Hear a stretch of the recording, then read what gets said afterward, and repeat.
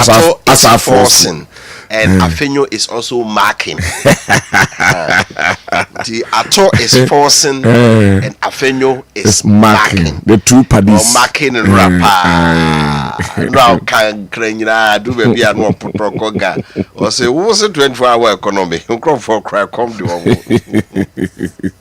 right, there was a very similar Bokata and Canon Pay na persona infamra. The Kuwakata daily graphic and I shall say as usual. My own daughter Kislato Forsen Abai Sana Hene Nimfuni Waha was a budget targets growth in 2026. Prioritizes agri transformation and infrastructural development.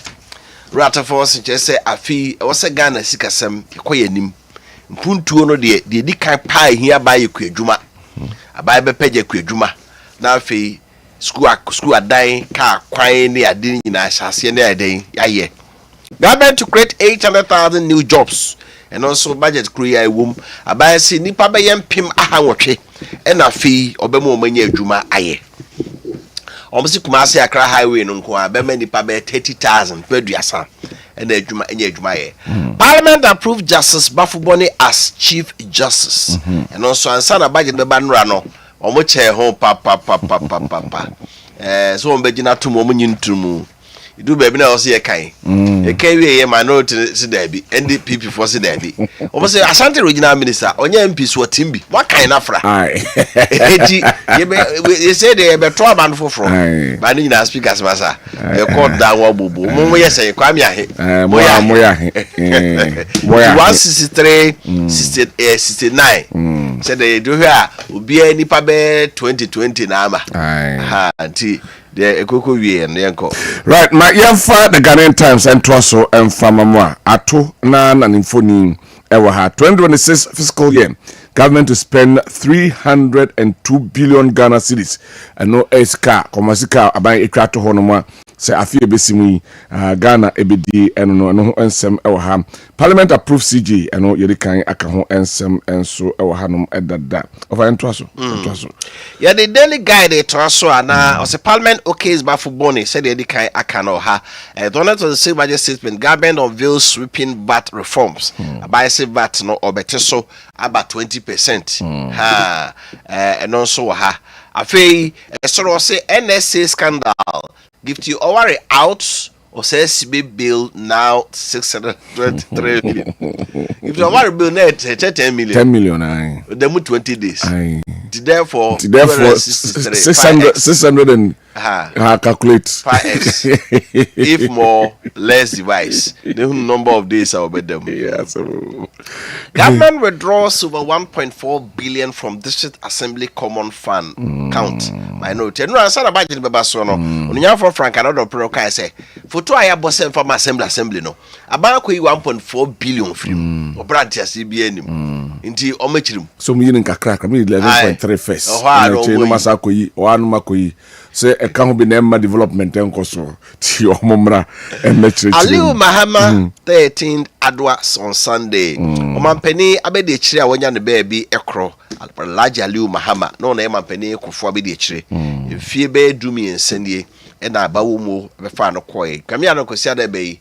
Ne adwa senkremofo yi no frene adwa omodi fie dumi ense ebekai no right ma yan Twaso ne for the Chronicle and Twaso Chronicle say Mahama to build second Akosombo dam inverted commerce inverted commerce mo the dia say that na thermal plants but the kese no 1200 okay it say Akosombo na Akosombo say my roughly 1000 megawatts yes what so we no be my 1002 that just say Akosombo so the akeni na be 400 200 with the 1002 right CJ approval now how about being halted minority delay tactics and krata the Chronicle no dey abase because mo ye dan ya muntimi mo kra de mu nyina kra be jira ho kra asan And now heard them also. Oh, buy. And this is for me now, be able. Are you? So many say my imagine but to it. To 169. Almost as yes, here can we cold down that. Sure, we be on my Biamra. No more 20. I know what Hano say. Don't quite any danger, any in standoff over funeral regulations and also our Kratan and him. Down a more to year, before the year, Samo be come mass on. What be a launch satellite to or come mass, become moon, but so. What a quay you. Yamada knew the weekend crusading guidance to us no more foreign foods. Ask Mahama other schools to purchase Ghana made rice, maize, chicken, and eggs. And finance minister so man Pendiashe. Say on say free SHS secondary school na say won to I feel rice local rice and na school feeding for no so no omo so nyina no omo for local rice enye and na nkosua and na kokoro nti no so man pani cobors be ayi na sane cobors be ho e ko he say do processing ne chicken no nyina Dr. Gideon but the issue is over you can say as aka schools no yen transcending ko other areas ne. You see, also, kakra. Someone say for now, no, see, no, a mono Ghana food, no, and see, the schools look as 700 senior high schools, no, they didn't call on school feed in the Kawa. They who say, eh, she said, the Umutimi Tony in our mesa. Jaffe, the Emma outgrowers near day, and Miram. The Akorano school was started the local rice now. Na atrene se ase motivation because very motivators at least some do akra asebo ya long overdue because the me talk me fie na woni tumi wo so a de woni fudi akola no free ne wo tumi se wo na akere duan kwa yemfa ma no near the contract ama obi no akra mu Buakro condemns mass arrest, calls for respect for human rights in Ahafo operation. Dr. Gideon Buakro tano no for tano south Russia we jeni tano north and o kase kwane Ahafo hwidiem oh any dadwene baby a galamsey for no kam dem say kan nine musofo no he o se kwan yon fa so anadwo omokọ twiche amanfo bebre no de nipa no mo fa ahode ni etitia so there should be dignity the omoye no ankoye. 2 arrested, police take over Kaswa of our core palace after attempted installation of chief. That's how them say Kaswa fanko na of our core ne wo Amasama okay that's the difference between the two. Right, my entwaso na afe yemfa paper ne the Daily Statement. And Twaso MP demands return of Fidium detainees to Ahafo. We Gideon Buakro na doctor. In some na wakana na paper no so actually aba. Ekufuado mourns loss of 6 potential military recruits in a work stampede. Na Dankwa Ekufuado aka no ho. Say na ye kopre djuma abafia na ye kwa kuwu. Unse UK military man be say omunsiu Wolf Defense Ministry. Ena efe soldier for no friends Ghana Armed Forces na yekopa adwuma na sebe onu amhyehyɛ bi eno mu se koran bi san na nam kroma wo mu ehwe edi ho adwuma de se bibia fama nyame ne dos de sa ho ye problem no fama nyame ne ya de nyehwe wo de nyehwe wat nyame ne picture no malami picture no me ehwe girls mayo fe young girls wo mu ya babunu promising future adachi Sheikh fa picture no to so ma ehwe wo ya bua me my way makumako insia onyina parent ba kokra do se de ba no na onim so okọ bi ba bi sei ono kra nya parent nya we akra ne ma ankra ne papa de ho a ne friend say de ba ekọ be ha omuni nkwala ne nie mabunu baby 6 dreams crashed onyina all of them dead anyway nti eno eho ensem ewa ha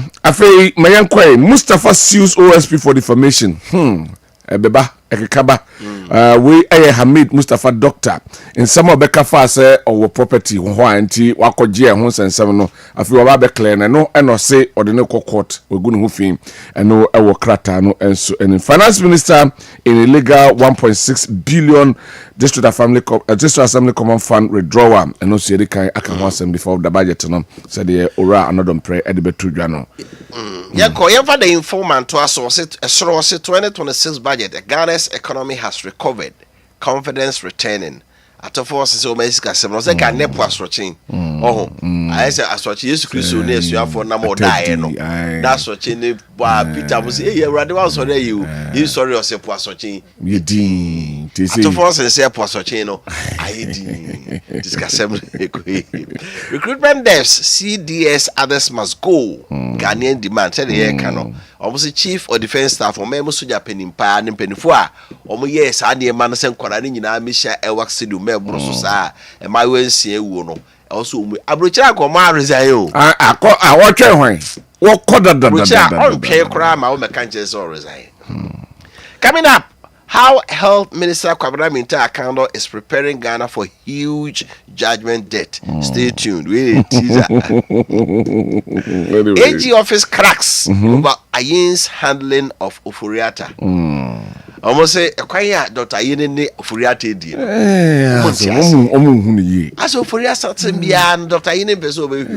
Also one OSP the Krata command say una betime issue extradition order me akofo Ofuriata ba Dr. Ayin si da bi wo kra untimi mo no charge bi afi na so be pese ubusubsa na no asem na de na meji aso the extradition ba timi nye asa de oka odika that is law and the oka odika de tosum you know National Cathedral say yenim se cathedral ne ma nkoye wo ba ya se sika bia Ofuriata tua bia no eye pepe ba kokora no achia so say say omukokotu 2020 no 2022 wo mna omo ye madwen se omo si National Cathedral no say no ho na wo ka say ade no de ba parliament no omo nyina tim no mo ka say bibia ye na kwam ya de na wo be ka enti no so yemfa so bo mo no anyway enti say amanfo palace say can assembly here Parliament approved Bafuboni as Chief Justice in an Airwax tragedy. Pusiga MP condemned over insensitive comment. So because say Nyakopon pena omo over back and one because anyway, Yefa Daily Post and Twasu 2026 budget government abolishes COVID-19 levy. Hands 5.7 billion Ghana cedis back to households and businesses. Not just his car. Eji free a year ankrankra ho ane enye nyumeku ahodo ehono na 5.7 the same. Abai say we COVID-19 e de free ho nti sense kan nyina san begu amanfo botum eno enso ewo krata no enim. Mahama administration isn't just stabilizing an economy, it's rebuilding a nation. Finance Minister and no budget ni mo ano dey to just say Mahama administration no and say be economy no and say sikasam no to amana nemum or sisi o man no amana tumi ejina and no sem our parliament approves Justice Bafuboni as Chief Justice and alsookrata nanim. Yeah, the Herald to na Herald the sort no say Energy Minister distributes 457,000 LPG stoves soon. And I do right John Jirapo. Infoni aba so for here enyina mode ene petrol vasa ho de near hon sem so no o sisi Ghana e pese Ghana for so gas nti omo be che stoves mako pima hanan edunum so gas no boy dia better na mafo so ma gas no for why na yefo anya obi atobidi process desperation and poor crowd control blamed in Elwak stampede. Chief military recruiter fired. Or say if a bomb for Bibri, say Obu cry, Obi Najin Krata or say Mammy Afau. But I blame it on poor crowd control. Yes. No matter what. A dumb will buy and so him how to control crowder. When him said I can be $300,000 loan dispute mentioned in Sule Muntari's Dubai detention. Hey. Football jumbo we are then say me bless you. See I could detain in Dubai. No na by let's say no cre bisi no cre and afei ababeto dwa say sika wo $300,000 US loan ya okoje ye no IGP denies neglecting ailing police officer, and also her finance minister throws numbers around. We have to the boss a prepared budget of 300 and something pages. He was just throwing numbers around. Anyway, right. My trust on Yemfa the new trusts and for in new trusts and animu yatro say 2026 budget government abolishes COVID-19 levy, hands 5.7 billion Ghana cedis back to households and business. Afi ehona microeconomic stability, jobs and stronger social services top 2026 priorities. Finance Minister and so budget the PM Ewan Airworks disaster file a combined suit against Ministry of Defence for adequate compensation. Former British soldier urges families of 6 killed ladies. And no enana make a answer no say and no answer. Parliament approves Justice Bafuboni as Ghana's new Chief Justice. And also illegal mining destroys 84,000 football fields of forest land, study reveals. So illegal mining say school field and I say park I say maku 84,000 no much say etimi asay no and no ewo krata no enim. But even as about aboafo no upana phones say oni easy buy daroma and phone na uhia no nya fe na abobo sika na no na so ansa no akwa akoto. Ito be our phone will be free. Kasa wonte o touch ne kra say eni apai obi asend pictures ama say niema no he de na open na me fa bro o se me phone no asay o se bitimi nya he that dey na na hi upana said nebra Samsung Itel Infinite Tecno ni iPhone nyina o de kakra bi ekura wo no fa beto ase na ni adanse se wani abrepe phone woto ase nko ade a upana de be ma wo na afi wo ye dwuma na wotete kakra o se enka wo se wo ba fa Ghana card na afi national ID bi a wo bra na ni hu adanse upana phone so pa oji phone no a o se da bia metwa susu 20 Ghana, 50 Ghana, and na otu bia na utua, and as a bosome said your home haro biano, but you phone. Come for your dream phone and pay on installment. Open up phone shops, so me and you doom. Back on any prudential bank now you know call us Abusana Sino, ni share any more pay. Sarasota back on the Ezra FM and a edition anymore. And no monka saw 0248 255535 0248 255535 na 0200 866 455 0200 866 455 so. New Scientific Herbal Hospital, Dr. Nimona Tunsafro se ne anope yadebe ne hawa titi wo adokro wo emma wunya wasumudwe se oda hwa na wabobirim no asore ye me yade enti ebekoni he nkanka mema ne ma se mema no ena momba no ho ena temacho aba ho a Dr. Nimona obesisi amana sen ejina brane na abodwuma bebie wo se wura bie be wura kama afi oso besisi kama na bebia koyi ede amount nti enen se erectile dysfunction and I say nkwamwa eneswa ena opese boost na konanima Dr. Nimu betimi aboa obi ho so a be ma de nka ogina osipu na ejina honum yire nchen so be ma bi osipu na ebuko osi na ebu ni nyina Dr. Nimu ebetimi aboa na wayi efri honum prostrate no ena how abaho ana wosa obrebo ana wakoma ena ayemre kokrambia how bia no Dr. Nimu edi ho etu ho anamom sebi wo ho no ma kasasi a gisa okata hwene enum kankan yade bra na womwa na ontu emfiri ho ma afei infections ahodo onte hyewa asichi yade mojamroso typhoid yemukro bubuye dompe ene hunam problem bia etwere ene hawo hepatitis A B and C bo en channel refi asem o ka asem che obetube busan by 4 times ko yade na yenkoma o yade en se ko akro se eye ko ankro de nyina recorda Dr. Nimu a obetimi edi ho etu ho na mama your laboratory services your scan services na free machines akese bebe ya na ko se bia no betimi ayehwemu eyi ede aba yo kumase ne nkran kumase watonso Monaco junction yene Adansi Royal Bank na die no nkran mile 7 overhead na echo tantra kwan so no ye Ben Janet's corner na ye adwuma efri dwada ekosimimenda no pano so ebopoemu a na ye bie yapono no nsia na yakatumu Frame 0244 087 687 0244 087 687 and 0279 087 687 0279 087 687 na yenyo so na yon komo bi twetwensa na ekuya yeboa esuama the prophetess ewo ha na de dwumadie bi eba yenkodi sankomo ne mra yeba na afi na yedi enkomo no one mia militisha mfie be bibirebe ni mi hu litisha acheyi papa Akia. Oh no. Edi you refi. Very refi. Na boko de. You are donkey odi nanse. Ho ye pa. Late. Yes, darling. Besro. Afwa no me fam besro.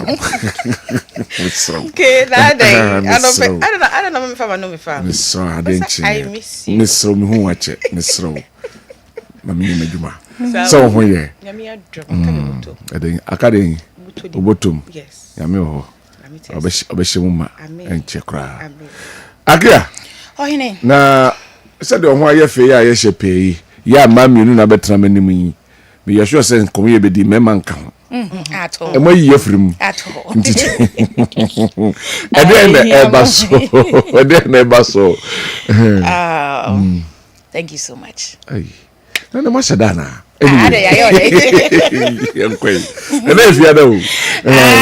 Ayo, am pa me tie tie break. If ya da. Yo. Uhum ya no passe idi ache. Ache papa. Akia. So, etefo ne ahwefo. Amemo omo nyina ache wona nkroma no bi di ajo Akia. Yo, anopai wo hu ye wo ha. Nyame adom. Kessben platform. Jumedie fufuro bi a ye be wo no. Okay. E dia be ka existing programs ho. Say the fufuro be ka de wo ho no. Sa e bi wo ho dada etefo epe. E ye omode nanso e wo se yesan de fufuro e ka ho e bi wo ho no ma na be bi wo ho ni pepe tie.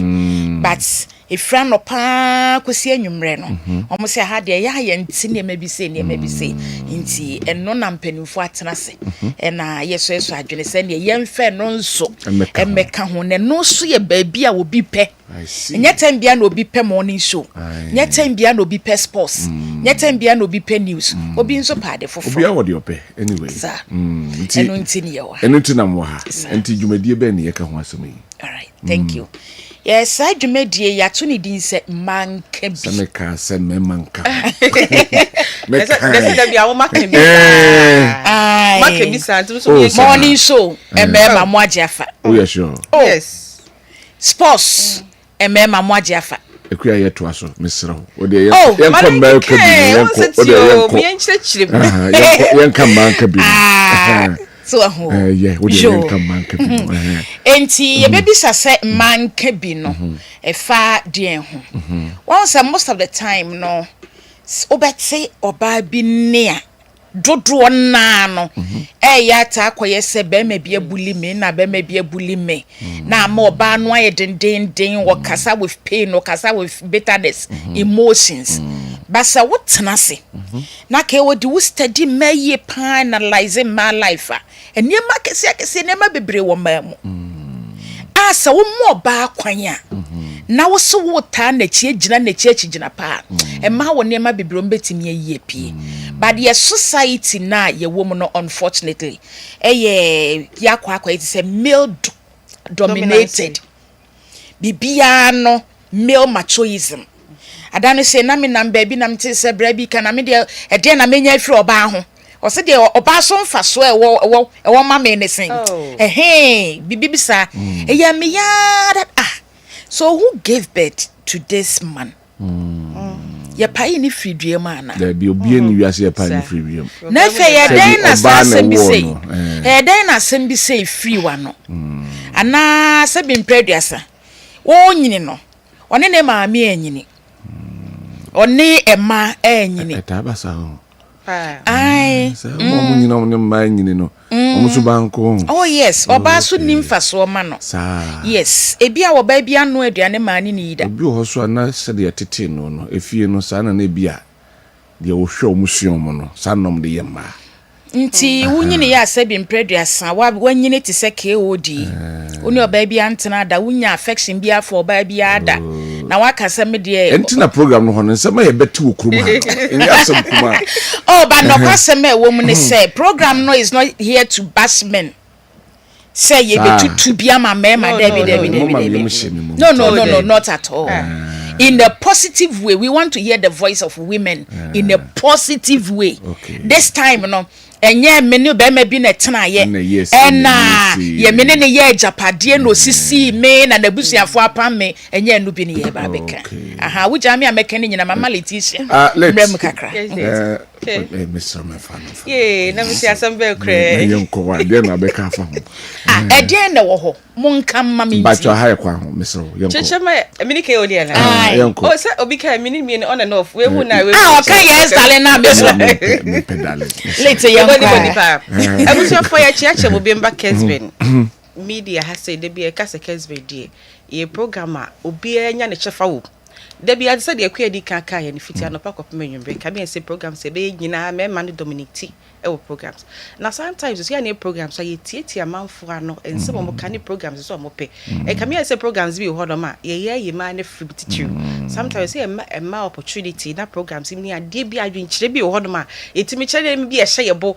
ene me bi e hye mu aka etu betia abo society no enti ye purposely say be bo society na ma teacher wa say bi ho do ma wontimi nkasa wonya kasa obekasa pa so bi wona onyo sa opportunity no it's a program we ho e ma nyina teacher oba bi a pese yete woni yete won kai oba bi society ni wabo pa wo ye adwuma teacher wabo society ni wo ye adwuma obi adwuma kese amani pa bebre na nya so mfa so say di pa na pese yi o mu pie ni mu society ni say de be ya ye nom so eti akire no yesu betu ya hwesa ankrofo ne suam de bi ye memma nko na se bi obi ye adwuma etim bi adwuma fo ni pa bebre ma na bi so tumi yes ade nti opportunity kese e de mai say conference a year extension mo de bahar anyway me daben ne daben na breben na dwumedie no hyase kura the first one kura baso daben nyame aduma nyame aduma adwada de ni ai we ni mi wochena memre da kwesi ada na adwada adwada 16th meboa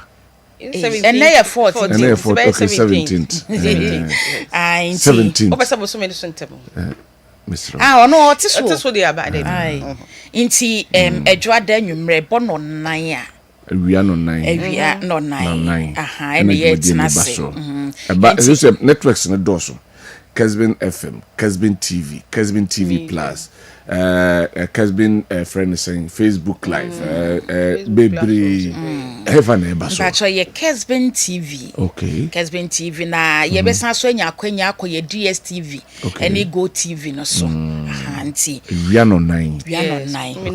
KOD dear woman ye. Apart from the fact say, or baby, I ye.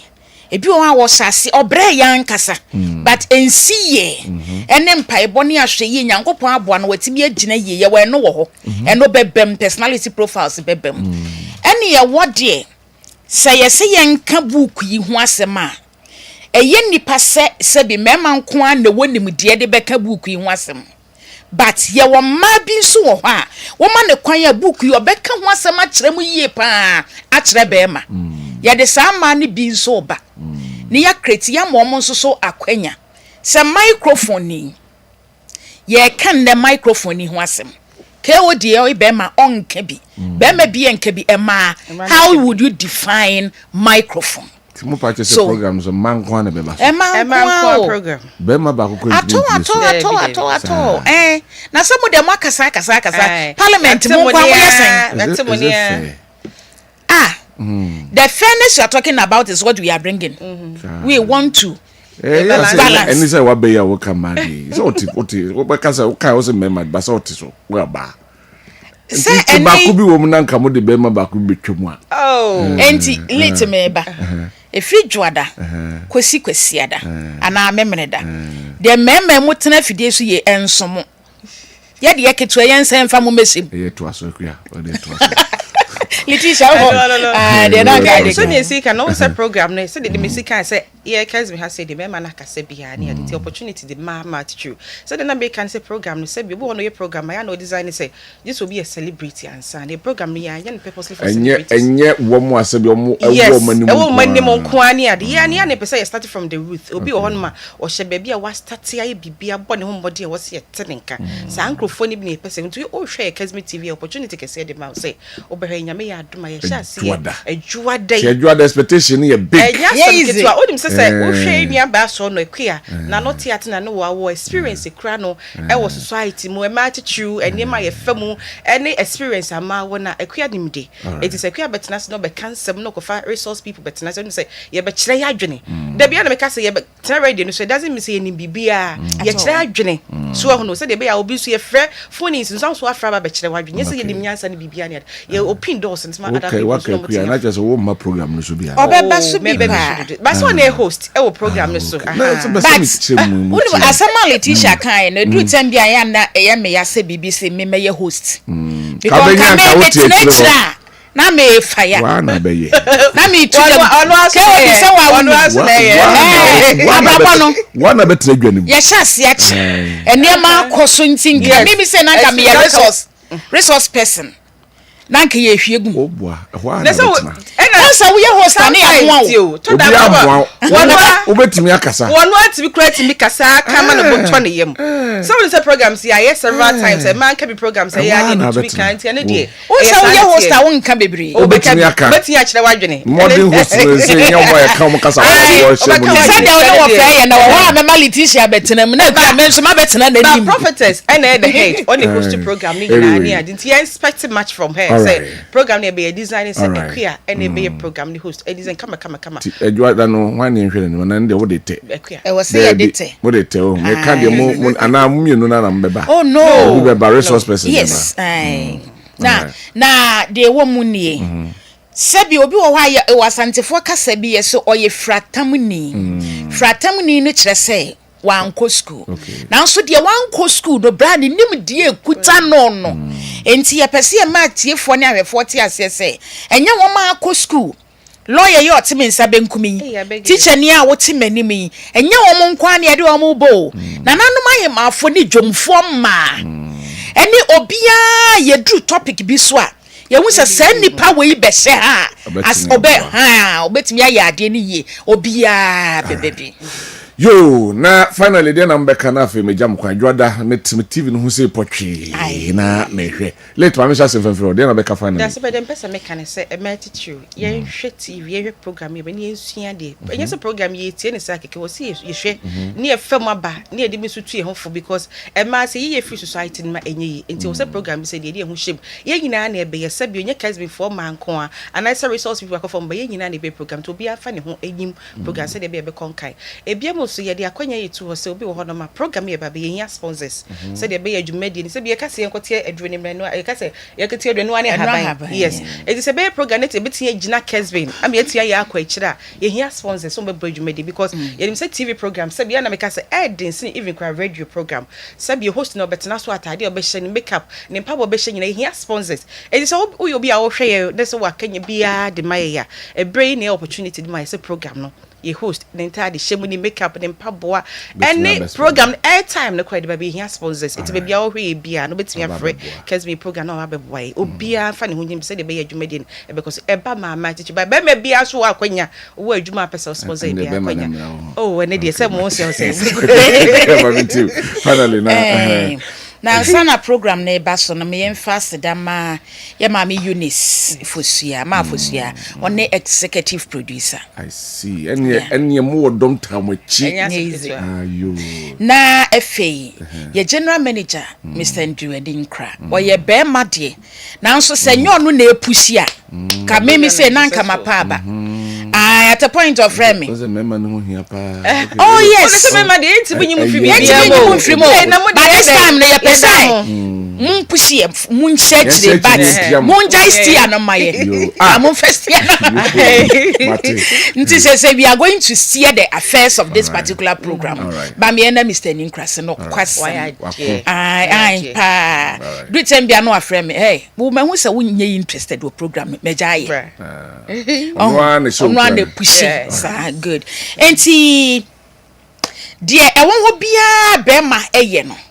bebre wo mamu oba nso betimi ayi apie ti ne ye sire etiefo se edwada benada wukrada ebo anwumre fo a bia ntena da benada wukrada e tese ye dwada nkwa dwada benada wukrada we are even hoping say we dey fe ne ye sha we are hoping say the rest of the week ti say no ye metie oba bi pain ma obi mefra mechreche na dwen mediatem there bi esrem die oba nso woni mu a betimi your topics akese is marriage for every woman okay so bibi sa adiasia eno ho asem akuya yeboa esuama honorable prophetess akia ane Letitia Asante lawyer in the making yeah, to my Jwada or Kessben television so and aside you know ebeba so ya twaso hana fe yaba abehwe enyema ahodo a ho no se di ho enkomo medical kase ebe come and Cranso Senior High School na yakohwe National Science and Math Quiz omo akwakodu semi-finals and sana omo afrima na me guest ewa ha na yedi enkomo beka budget no ho ensem baako kakra na yame admo chena anopa ne nwumre die dedicate all the show to the budget and they or Dr. Kessben 93.3FM ebe ekenkan no yesa national service akachi ewo asante mantem ha na yakodin kom we find messages no kakra na aba no entwaso emamo ansana ya twaso ewo hanum say we see am King David just saying I don't know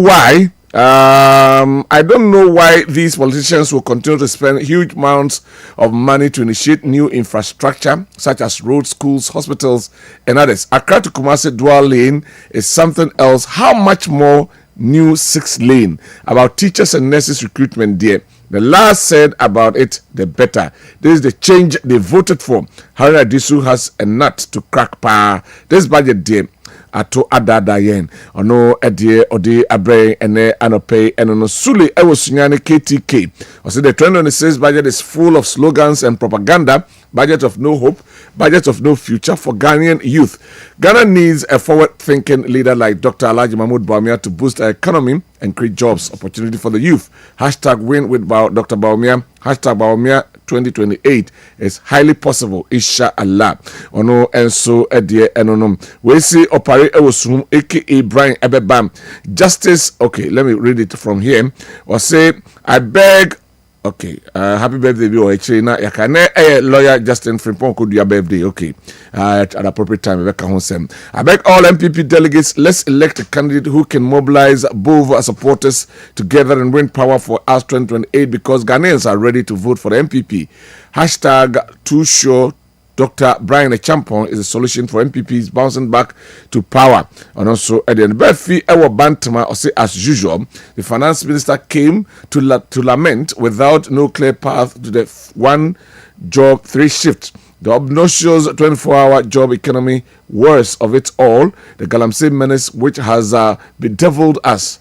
Okay, thank you very much. Also, Odie and Kapi to go so see if I may ask. Is there anything or something new in the budget? The answer is no. NDC, they have totally failed Ghanaians. What about the 24-hour economy? NDC would definitely go to opposition come 2028 for Dr. Mahmoud Bawumia, the MPP, to come to power. Okay, ono edie enono. We say good morning. I'm Okai from Bantama in the Senate West District. The NDC and its surrogates have zero regard for the truth or facts. The finance minister's claim about ECG's monthly revenue, according to ECG official financial statement, 24 total revenue of 19.03 billion Ghana cedis, making the monthly average of 1.58 billion. If currently monthly collection are 1.7 billion, that's only about 8% increase, not 90%. The ECG's report also shows significant revenue growth in 2023. With an 81% year-on-year increase from 8.6 9 billion to 15.75 billion. Okay, no idea and no golden boy anas ewo mamponting. I see the yesterday budget read by Honorable Kingsley Atoforsen is a good news for Ghanaians. The NDC government is now making progress. By all means, John will deliver his promises. Then later on, Ghanaians are going to enjoy the Reset Ghana agenda. Okay. And also, and Teacher Kujo Otepa and Susu say the entire NDC economic team is not smart. If they had a majority in parliament, they could have maintained the COVID-19 levy and the gaming and betting tax. That will have given them enough revenue to improve the equipment and vehicles in the health sector as well as to enhance sports infrastructure. The NDC economic management team enjoys propaganda and populism, so they cannot make bold decisions. Okay, one also the Ode Abedum Jumedi, and on the rest of them, I'll come and read them as and when we move forward. But na afe share your videos in afe member of Hona your comments back me no bi ansana ya toaso yenko ase yinina efa budget no na yenko hwe sede owura ato forcing or kasaye edifa budget nankasa no overview of the budget in some ahodwa the finance minister who doubles and acts as the defense minister enra okopi emrashabijafie na ode aban ayakom mesika for afie day nim no ekotudwa no the overview of the budget no saying ena ato forcing eka ede efa ho ansane abetwaso of 2025 up from 5.1% in the same period of 2024 driven by stronger agriculture and service, lower inflation and renewed business confidence. Non-oil GDP grew by 7.8%, showing that our growth is now powered by domestic production. Mr. Speaker, the service sector remains the heartbeat of recovery, surging 8.8% with ICT up 17.2%. Finance and insurance up 9.5% and education up 14.9%. Agriculture, the backbone of stability, also grew by 6%, doubling that of last year. Mr. Speaker, cocoa rebound from a sharp 21.4%, contracting to 2.8% growth. Mr. Speaker, thanks to the targeted farm support and smarter policies. Industry held steady despite reduced oil output. Manufacturing rose 6.3% and construction 4.0%, reflecting reliable energy and revived infrastructure projects. On the demand side, Right Honorable Speaker, household consumption grew by 8.2%, reflecting stronger household confidence. Government spending also slowed to 3.7%, proving fiscal discipline. The Speaker, export grew 11.5%, led by gold, cocoa, and non-traditional export. This is the growth that creates jobs, lifts incomes, and build lasting. The finance minister, Dr. Kessben Atoforsen, afei okansem edifa COVID-19 ho nei ye edi a free ye taxes ahodo a ye genu no so the honorable finance minister eka honsem enra omra the budget no eto edwa no. For emphasis, we promise to abolish the COVID-19 levy. With the support of this House, Mr. Speaker, I'm proud to say that I'm happy to announce that today, COVID-19 levy is accordingly abolished. Mr. Speaker, by abolishing the COVID-19 levy, government is putting 3.7 billion Ghana cedis in the pockets of the individuals and businesses in 2026. Speaker, for emphasis, we promise to abolish the COVID-19 levy. Sama odi etudwa se COVID-19 levy no enei aban ehebo afi echi weyi sa anasa afikura manvanse busumi du baku emune weyi sa COVID-19 no every honum okansam defa ECG ho our 2026 budget no enso emu samra say ECG etimi abon homoden na afi revenue ahodo omatimi apono yengotin sama the finance minister ede etudwa.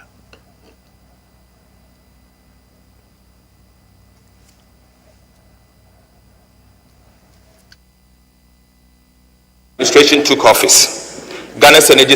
When this administration took office, Ghana's energy sector was saddled with about $1.4 billion United States dollars in debt to independent power producers. A ticking fiscal bomb, I call it. Mr. Speaker, today, that burden has been lessened. We have renegotiated all power purchase agreements led by Ghanaian experts at no cost to the state, saving over $250 million and restructuring 1.1 billion Ghana cedis over a four-year period. Mr. Speaker, government is now fully current on payment, clearing $300 million United States dollars in 2025 year to date and allocating $345 million United States dollars for 2026. Mr. Speaker, for the first time, we are not accruing new arrests in energy sector. Solar tariffs projects like BXC and Mineji have dropped from 18 to 6.5 cents per kilowatt hour, cutting costs and expanding access.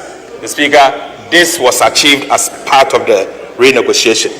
Mr. Speaker, the Electricity Company of Ghana revenues has risen almost 90% from 900 million to 1.7 billion Ghana cedis per month, thanks to better enforcement of the cash waterfall mechanism.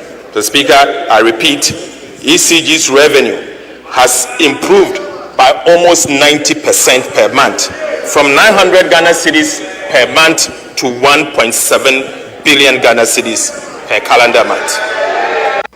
We the finance minister and sama oka efa Electricity Company of Ghana eho osai kasa efa VAT ho se enei o review VAT oka ho ensem se obesan the bill ababeto parliament enim na omo assign ahwem ahwe atiso yankoti ensema the finance minister at the Speaker, I'm proud to report to this house that we have finally delivered on that promise.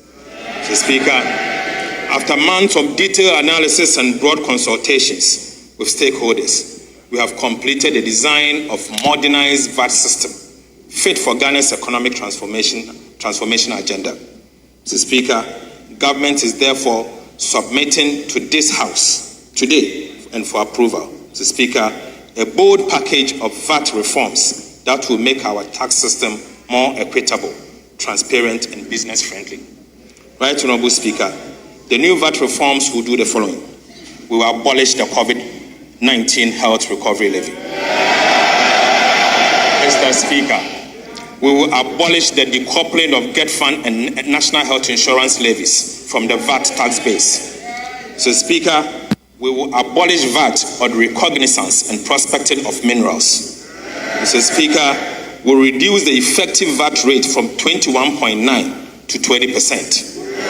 Mr. Speaker, we will raise the VAT registration threshold from 200,000 to 750,000 cedis. Mr. Speaker, we will extend VAT zero rating on the supply of local manufacturing textiles to 2028. Mr. Speaker, for emphasis, we promise to abolish the COVID-19 levy. With the support of this House, Mr. Speaker, I'm proud to say that I'm happy to announce that today, COVID-19 levy is accordingly abolished. We in summer oka ede efa COVID and I say VAT no eho ensensem afi yenko the minority leader Honorable Osahene Alexander Afenyo Markins lawyer wano ekasa ede fa 24-hour economy no ho yenko nkoti nsempotia okafa 24-hour economy eho wo ba ye 24-hour economy wanka wansem nso mo tu njum si 24-hour economy one job 3 shifts no wa he who MPs no mo ntumi nkom constituency minority leader we Alexander Afenyo Markins na wotse nkano osan ekasa say budget no an capture 20,000 to each constituency. Ubekaya Mustafa Gandhi in summer hodibetu bia say omampani etwa 20,000 Ghana cedis to every constituency no and also Afenyo Markins say enya dia budget no e capture yenkuti nsema odi etudwa efa no so to provide some figures. He gave a tall list of allocations. What he failed to add, that in the 2025 budget that he brought to this house, we had director of operations at the Jubilee House, at the presidency, who publicly said every month the presidency gives 20,000 Ghana cedi to each constituency. It totals 66 million. Where did they get that money from?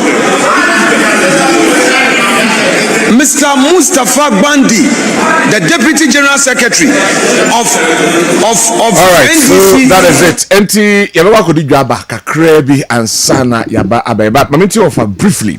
Na yemkomra na benya daje unless ochina Monday baby home kobo yi ba. Malam ye map of Ghana no. Se map na ye kradwa. The new road na ye 6 lanes no. Was there 3 here, 3 here. Yeah, 198 kilometers no. Ha be say hwe Ghana map na hwe baby a new road no. Enamwa ma say the ni kwan e wo sisi a no. E fa nsawam e be fa enyinem kokko na be si konongo. But hwe new one na omo eye no a ekwa akofa adesu na esi asaman kese so na be fa achimoda okay na be si ofo ase na ababe fa lake bosomtwe so okay the lake no so so okay. This is the map all be a new road na me green atoso no so inti enam adesu asaman kese achimda ofo ase to through the lake bosomtwe to kwaso. Okay. But I'm second the next one. I just so kwaso. Yeah, next one. They have the old road, no. Maybe a old those and no the red. With the red at all and also won't say old road, no. Actually, say a quan. To wake away street. Old one was about 200 and something kilometers. 250 kilometers. So I know. I don't know a quan. And we almost kilometers. Okay. New one now, yeah, no. Straight. And until now, a sorted from 250 to 198. No. Okay. So 198. It's just a really so travel time. And SAB Express Highway, you know, Usiswa, Ubeko, Nawabante. Now, you had 3 years in the bay. And only a 7 no. See, a bit timid in fear me and Saya because I were 3 interchanges.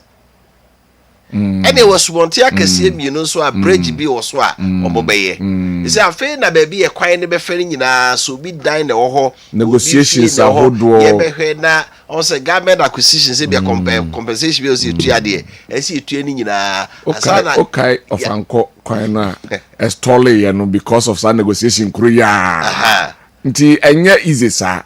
The question is, say ye kwai we ye da ho ye dualization ya ye nwie ye.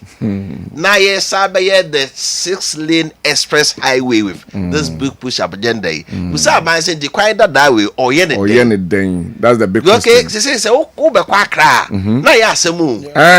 Unya 2005 3000 bia.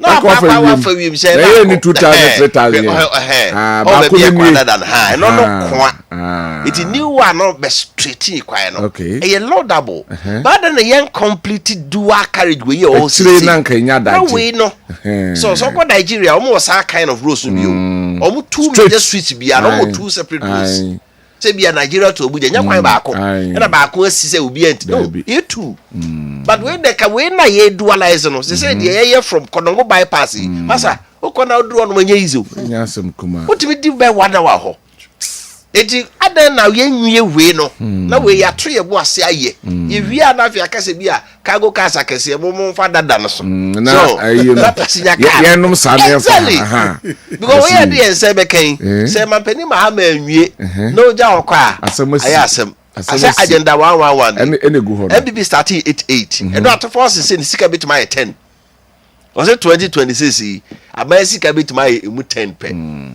So you can 10 a year 88 na be ni baby asemo na 3 years there. Well, I'm not a prophet of doom, but a bedding so bit me because Sunday mampenda da akofo na start you kokko bypass we twa to mu no Aye. Ono koye Mills Aba. Mills Aba wa ntiwa nwie Mahama 1 wa nwie na nado 8 years wa nwie. Edidie na chese new one we aye be ye. Ebetimi awie. Sika wo ho nti ebetimi aye ni nyina awie as a commission before the end of 2028. Anyway. So the kwano de nkeye edike benya another road de be pie kwa so a either say e ba be si dwoso a na be fa Lake Road de wo kwa Accra ka wetima fa Lake Road so do contancy a wa fa kwa so na okọ express so be fa dada so a e bi abejeje akwam korongo kokofo no so sam for no omo na ba wa kwa Accra de straight there na ka fa ha na akọ but kameta konkran. Because Accra Road now is a death trap. That is the issue. Anyway, what for you just about na CFAO Mobility Ghana or CFAN 2 and him say CFAO don't say omoton cars any heavy duty equipments akese na ne bo dey na say eye papa o say adwuma bi a wo ye no say wo fidie car na say heavy duty truck na dey adwuma no if CFAO na watomu ada if so omo e the cars papa ne manfo say wo ye entrepreneur and as adwuma bi a wo ye omo working long buses on bus friend kin law no mutimu e ba mene ma wonti do better car papa afi omo Shackman any Fuko trucks ya mo so at mo de twen ne ma no eno nyina bi ho afi low backhoe so car na aso bi bottle no I say nya car cra say truck and afi excavators papa nya de koye eniema no bi o papa wo de agriculture and construction no so op level backhoe and afi excavators papa for agriculture and construction na CFAO Mobility Ghana o se wona so oba na omo Toyota forklift any wide range of ties on the car Kwabena my friend Kwabena papa Ghana weather nintino o ma se dai dey suited the tropical weather buama on so adwuma bi a we bi tutumpon enya no nso nko o mo service cars awdo na afi o mo cars awdo Mercedes Benz range rag Mitsubishi pickup any SUVs full efficient Suzuki vehicles any de keke ka hu nyina no car papa Montier rubber ura CFO a o mo ye enom sanso ye servicing so car no ho ne ma bia e be se bia no benya original one na de abama na o de himo ma car no so after sales service o mo ye nyina na boa ma o ka de bia no na nyina no so ye na no pesa wuti a Kumasi ko CFA for Mobility Ghana office e we do Upper Road Upper Road utwa runabout na oni kire KM no CFA for ho de niema papa equipment ne car say heavy duty truck papa ni nyina no e ho e no am kasa e wo 03220 20201 03220 22201 and 0501 353717 0501 353717 so now trucks buses machines any car solution bia na omomwa Divine Key Bible College and a International School of Ministry ISO USA and any Covenant Theological Seminar in USA, Prince Hanfield World Outreach UK, Divine World International Ministries USA, and Divine Key Believers Network International. Akabum, the graduation ordination with International Distinguished Kingdom Impact and Development Award celebration. Baso Yami Aduma Ochina. Ana sajumedie no ebaso ewo Mamponten Abontem Kasim El Shaddai Assemblies premises 9 a.m. and 9:30 pepepe na jumedie no ebaso na omapon 1:30 asofo akukudan ene name omukwa akopiem anyuntofo akukudan enso kwa akopiem enso ewo ho na Minister NS Eko Minister Asante Minister Albert Minister Adoma Minister Selina Minister Jacob Minister Charles Minister Philip Osofo kankam omunyina eko akwakopiem akasofo kankama yaka Kessben food for thought wono eko akwakam we 2025 students are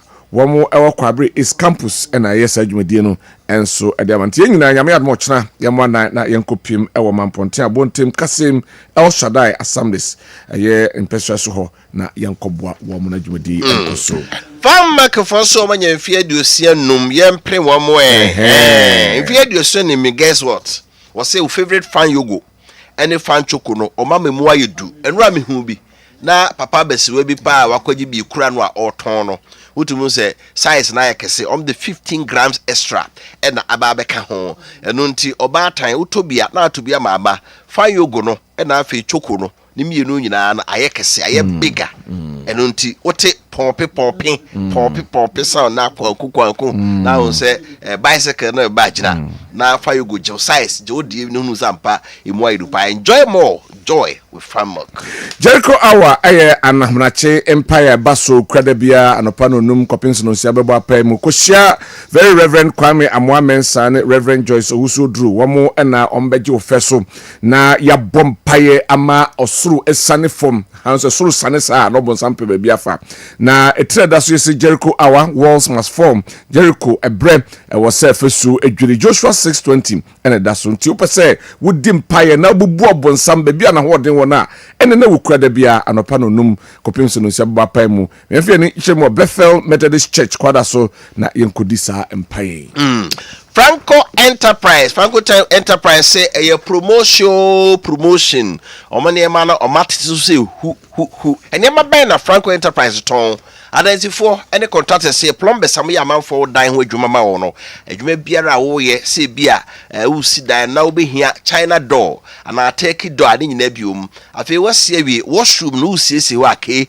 wo bi wa atum say yes wo tan didi kure ye wa wo hwe jacuzzi pa ho shower bath and afi cabinet basin and a basin bi aba wo kwa say pan edisi wo effect say nye de kama and a water closet and 4-in-1 shower was a shower and see I na hudu bebre the wu apampam the wutimi yikura and abaku bi na anum ko hu ye nya agro kra about say fountain no masa nya so kuma ni nyina bi wo why ye baaku bi a wo de kwa wo meka akire manfo bi de ye adwuma so wo say ubu wa okoyi am special bi wo yusu ase ho o ma ye new one bi pa ba ni nyina no so ko Franco Enterprise ubu say plumber no oko ni kontoto ne ma ka ten say onko Franco Enterprise no nkoto sa jacuzzi shower bath ne me nyina ma odan no so no emu enye fe pa obi ba ofi anko bedroom ne obeka sempese me dey o pese ye mu ye kaka ura ba wow ko no washroom no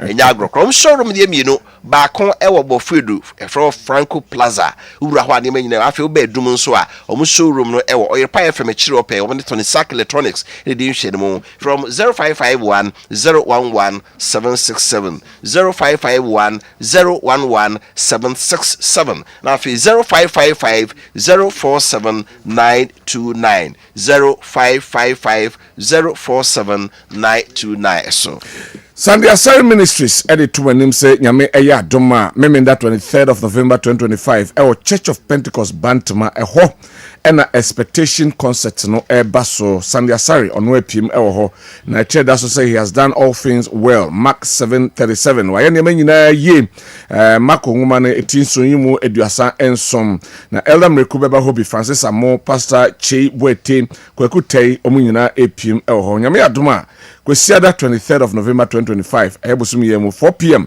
Church of Pentecost Bantama na yeko akotuntum eyi nyankopon ayem fre 0209 905555 0209 905555 ana 0249 042999 0249 042999 na jinchemu eyi Afe Dankwa Ministries so me bi ba ene ya na eba so fe no prophetic mega fire night na same time that so say I am coming out she say me piod mi se so ase a enye yie nyade ikoso True Liberty Chapel aso de Bantama no so treso omo ebe Cambridge School no na kasafo ekasa say yeah so for Reverend Vincent Kankam so for Kankam and afe Prophet Dankwa on the na so Frank Eboa Emily Jan Frank Mensa ne Equia Vessels wo nyina enso dwede ase kai say nefi anadwi no nkro pepepe True Liberty Chapel saw them a prophetic mega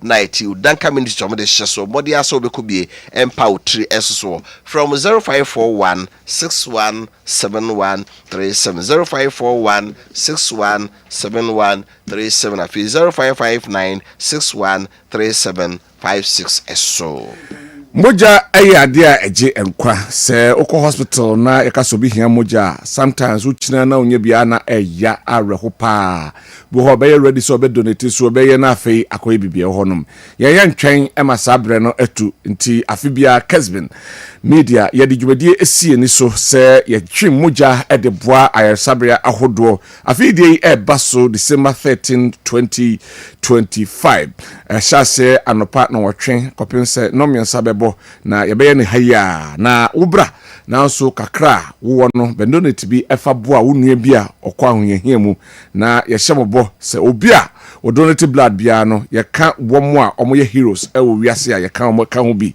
oba achede kakra e donate no so wo no ye de be ma se wa donate blood nyame adoma 13th of December yenyina ye hia was that's our house ha na yen donate blood kakra emfa emwa Kessben University College sugusu ka mo we senior high schools admission no onwieye ti so unya 6 credit passes 3 course subjects na fi latest sergeant bien saka ho a mo de abra we mature student onye fie du nunu mo a o qualify so ko university Ghana Tertiary Education Commission GTEC o me ma accreditation a ti university no obudi mu na o accreditation de ma o KNUSC honor certificate no a e free de ma Kessben University College graduate nyina e free eba course o me the Bachelor of Business Administration o me accounting marketing human resource management na banking and finance BSc information communication technology computer science and entrepreneurship BA in media and communication studies NFA or me BA in politics and international relations BA in public administration and leadership studies or me BSc in nursing midwifery logistics procurement and supply chain management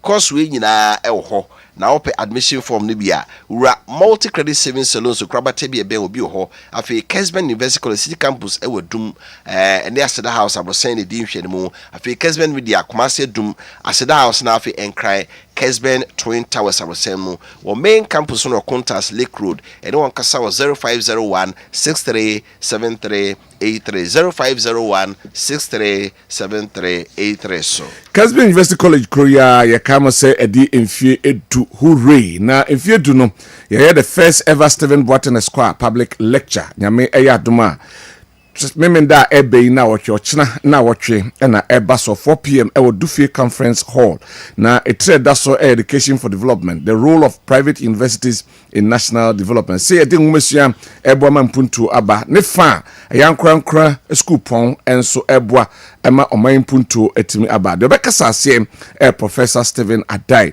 na afa kan say Kessben media and asasne ye de sadwumadi ebremo Christianity Got Talent we am frana kensia adoma chere nyankopɔ de dio mu no mo da na di akora no bi anwum no nto ni masa onisiniye o ka anwen sem na so ka bible mu nyiso se wo nya agrokra sa ankodai e na abobo no the maiden edition di kan kra e wo Christianity Got Talent akwesi mu no ahyase e wo Kessben television so kwesi da biara anadwo no wotwe ne fa no na omo ade agyinam Modia so bata woni mofrani nyina be ade akidwa da na wotwe enwumere na obesansi de omye nkwasiada nso wa wanti ma hwe nkwasiada no na wahwe bi mankora no nso nhwe bi na de onimye no yengu sunsuo Bible say ma okane anhye ne pina Christianity Got Talent also let your light shine before others. Mampon Babies Home 2025 there no basso nse afemu nyina Kessben Outreach Foundation modern emma ahwayare for enwisia nyanka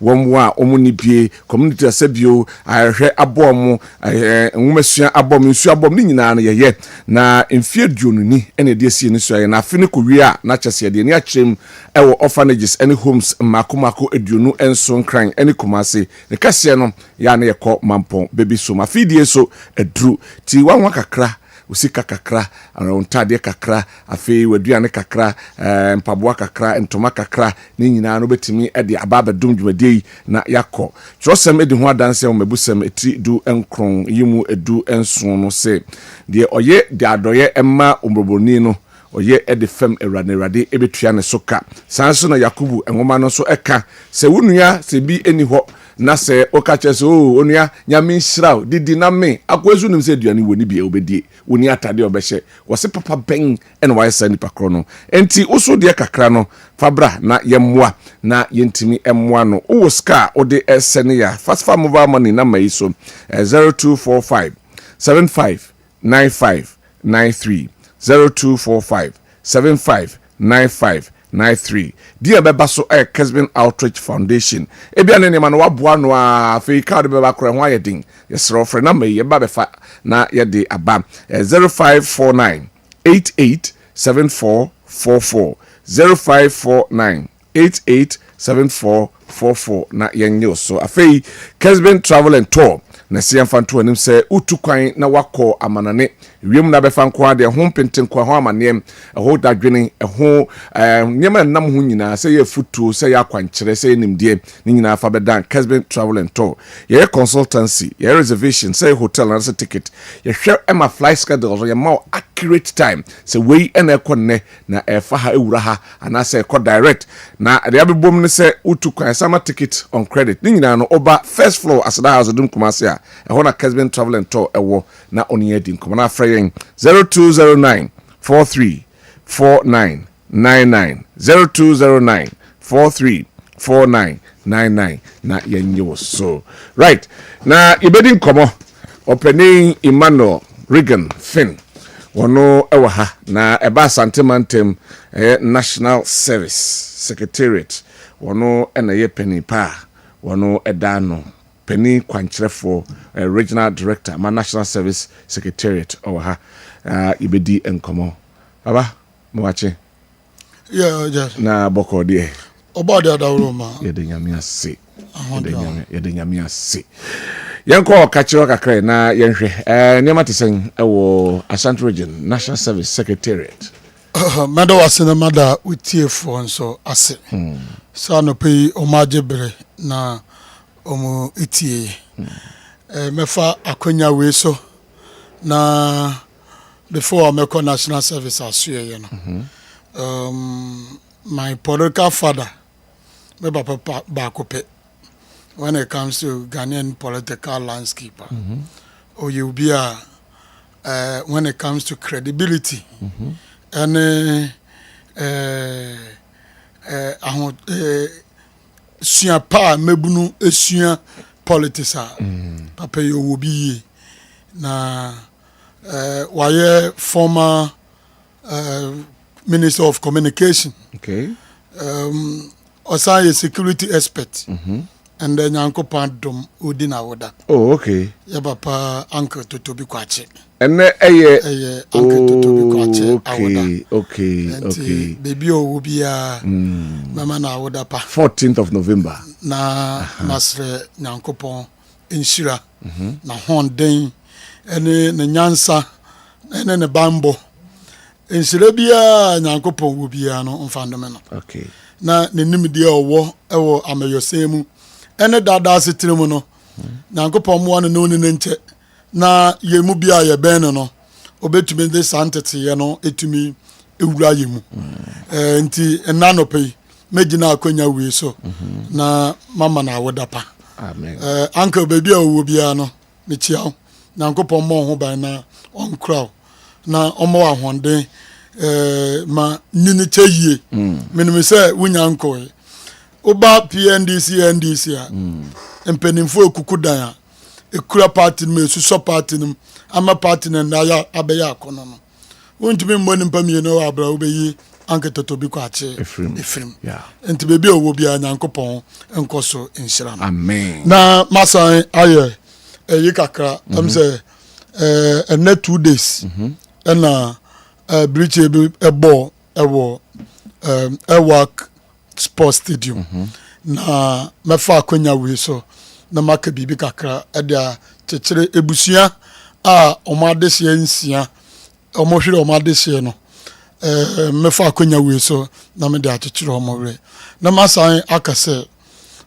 we are beyond this stage say obi pe military mu ewura ana army mu ewura na wakra fie say okoye body enlistment and preparation towards ya de be fana manako military na breach way ebebo as a country we should go beyond some of this and say ya be man kwala abodompem ewo baby fako just in the name of screening yeah we are in the modern world technological world ya betime use you abef kwan so e de ayesa no man oba national service aso ya nimpa ba ho for registration edoso and so they are for kwan so manage say nimpa no na go through their registration process won't say anomaba kra ewu ana bibi boni bi esi into mesre going forward Ghana Armed Forces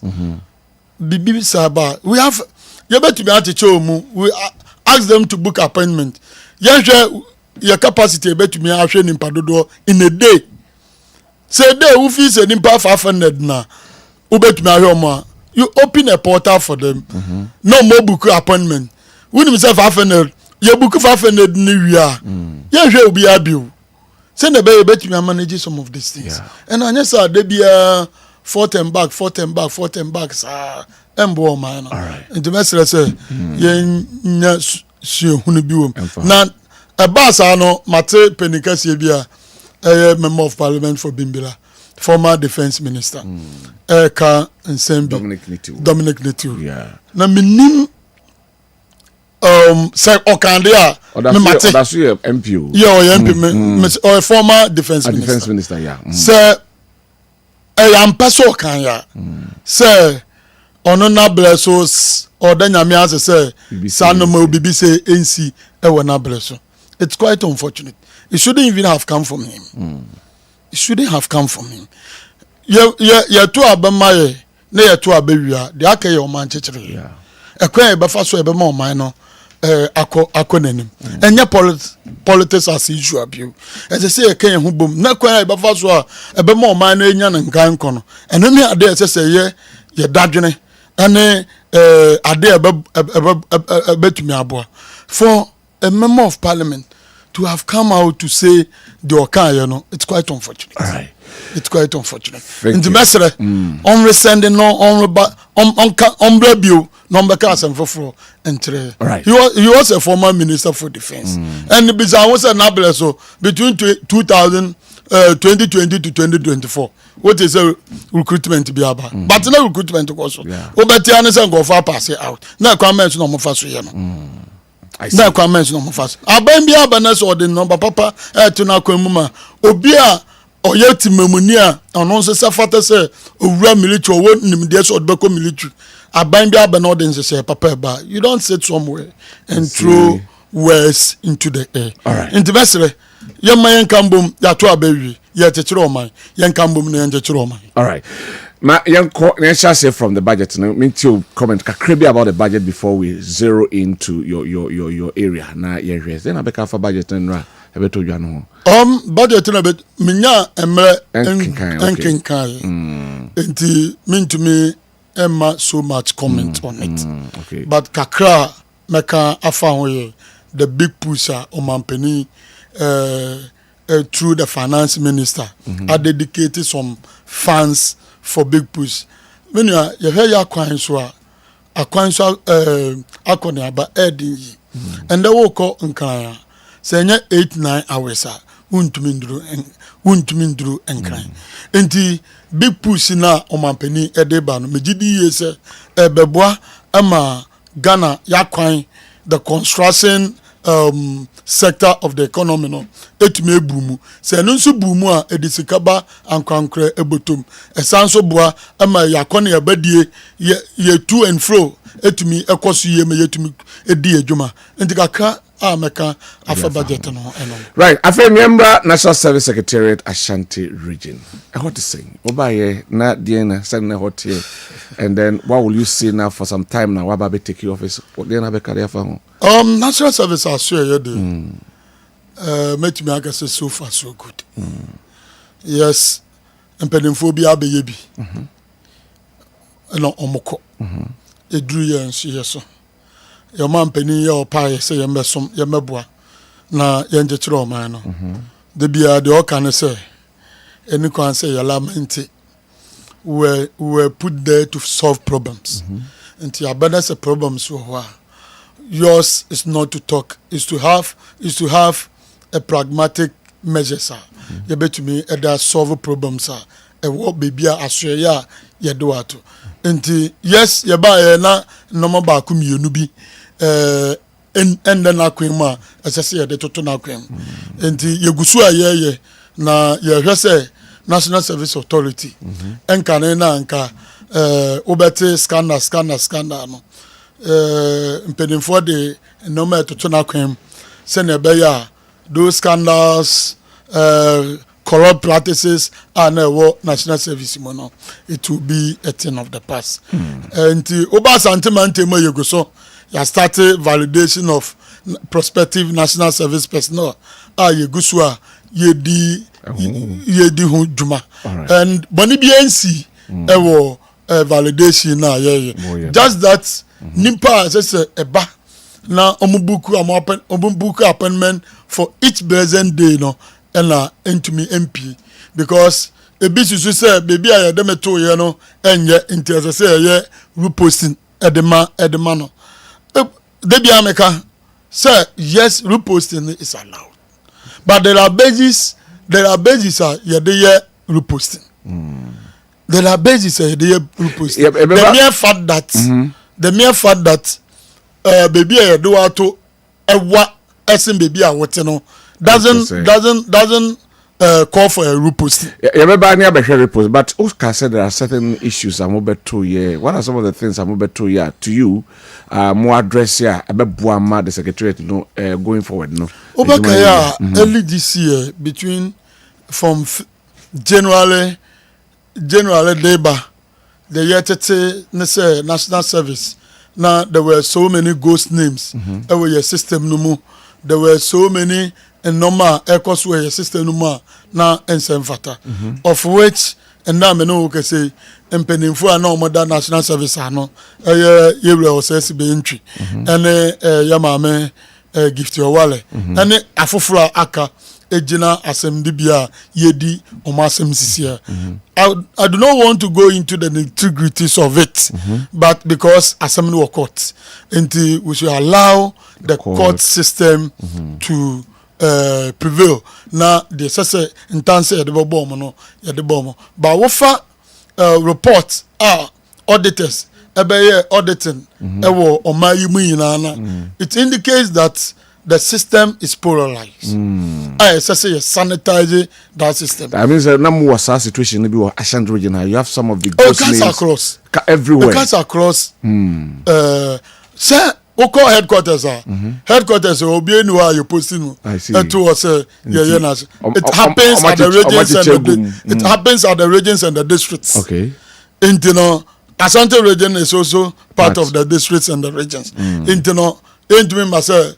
BBS na Ashanti region nka bebre ya region yemu ewo asem de enti no mentumi nyi no baako enka ho asem menim se brano court koso ewo ne dwumadie mu no sa no mani na beba out ama Ghana for ehu bebi a ne kura no yeden eda na yede ato na ye ba within our region ne kura ne the first day me reported to office na Ukraine ebianka yo eyawanka ukondo se ubetena so yo I'm telling you yes eyamanka ya me pese metna ho ukondo se ubetena ale de na hunu ye yeti he godumumu ha den asebio ahoho beba hoho ba den an yem ebeka no ne yem ka no se so onya place of convenience. Monsieur Onebino. That be Mentiase. The whole National Service Secretary. I'm telling you, the whole National Service region. The whole National Service. Only place of convenience. Nebino. Seriously. I'm telling you. Place of Uyem cow. Nasa Ogasa Ope baby. This is Okosra Crusac. Anya whoever on your visitors and workers. We are worker on Uyem cow. You have to go outside there. Only place of convenience. I'm telling you. Serious. Ebinho. Sabio meka we men can go be in the mass, but me am office, regional director's office. Not what my predecessor say. Washroom no. But so obeko place obeko akoye no here. This the clean and no. Essential abontin. At the breno oye no hu no hwe. Washroom. I'm telling you. That is pathetic. Insure na bi ni aso here. Money place of money issue. So how were the people managing on. So anything America say ebia ye wo a ana ye obi fofura nko opie wa ka be na say mensanko. Wow. But we put there to solve problems. To buy what to me, I put the things in place. Oh, Sabra, me no work say. And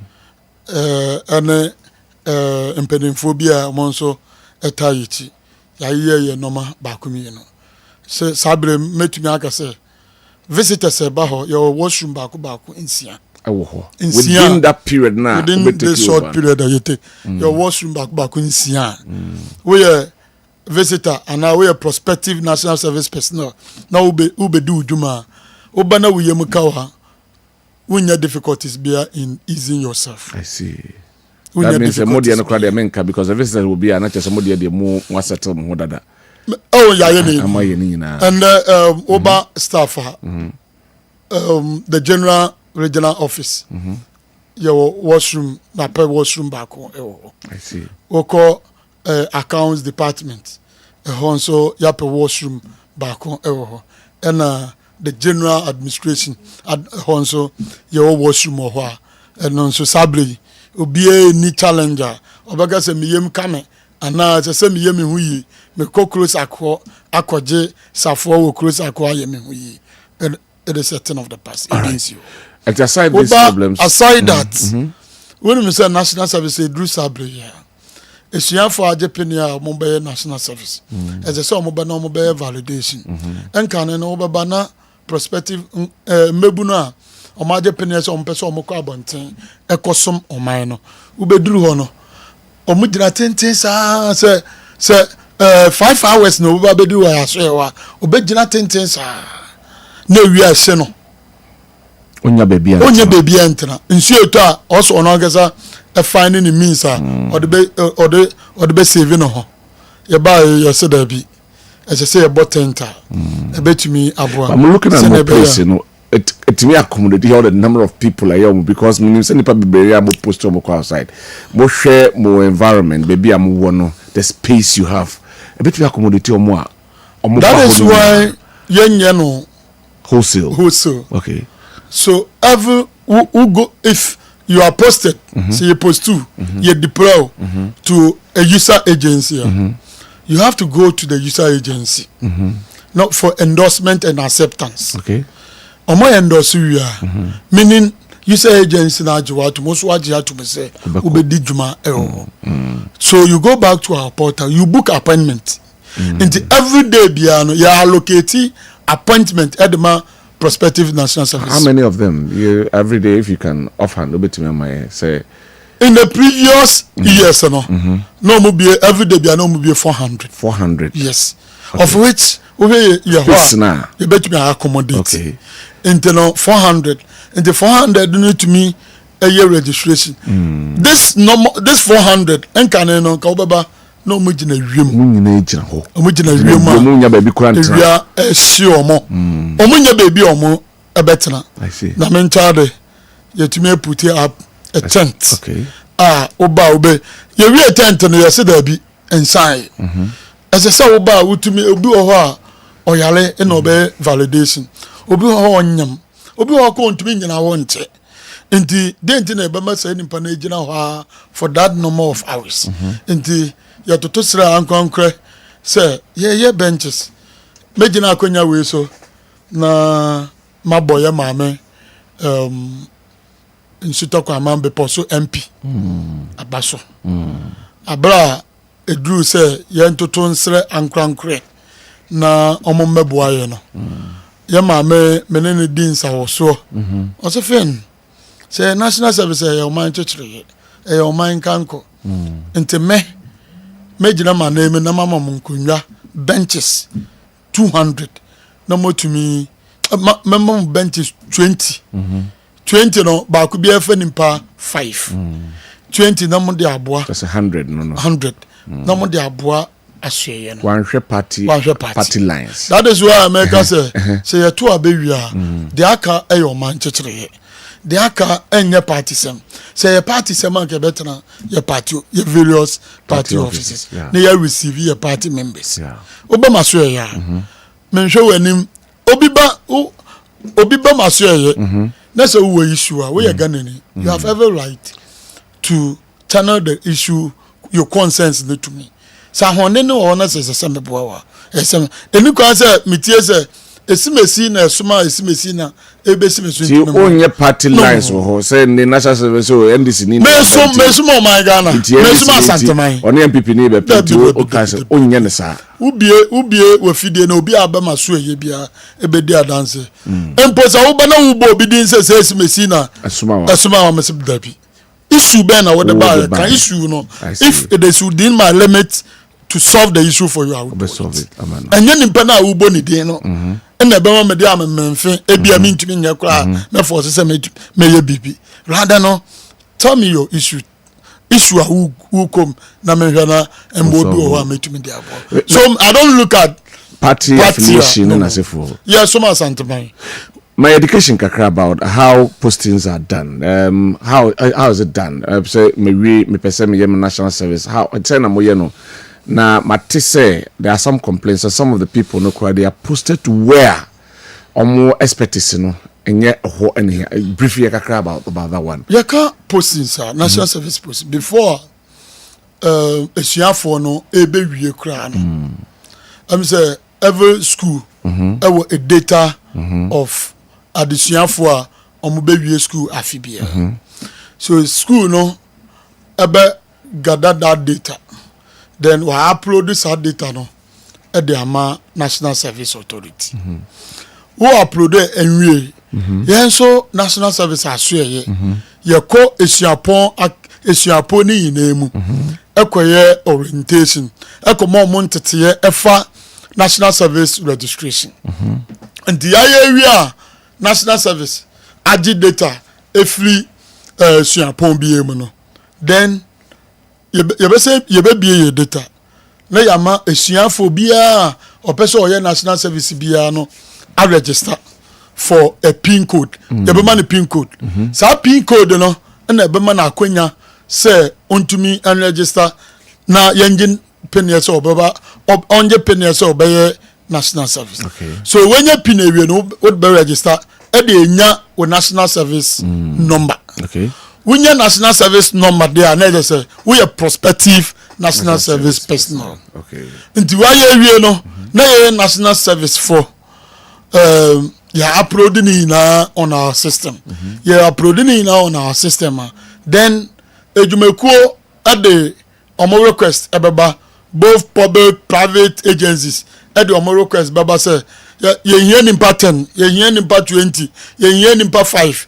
Sa for no ya jini na edigu ye data so enti ye be deployment if we be postings conference then we segregate region be okay insist you we nimpa dodo say na omo so omope then we allocate for them insist you we nimpa dodo say na omope then we ya ni na ewie no then we deploy personnel to various user agencies. All right. And the deploy more to the user agencies no. Eba unya message baby I do I dey to. Now we be say question be say expertise no are not placed at their rightful places. Me no we are doing. Oba national service man nka sa na your mandate say you be place expertise you be place individuals at their baby or more expertise. And so we don't have enough agencies about to me absorb you can engineers are my and now we school at also this I say as a country do we have the facilities to absorb all the engineers in the country? We don't and the anka there you know the no and your mandate mono ya said this be place obia but we don't have enough institutions to place them there see and no basa hona mambusa say basa e be hona ma be some of the when are related how do you go about that one basa you hear baby a expertise wo institution and then relate kakra so when ya the very institution and then we expertise no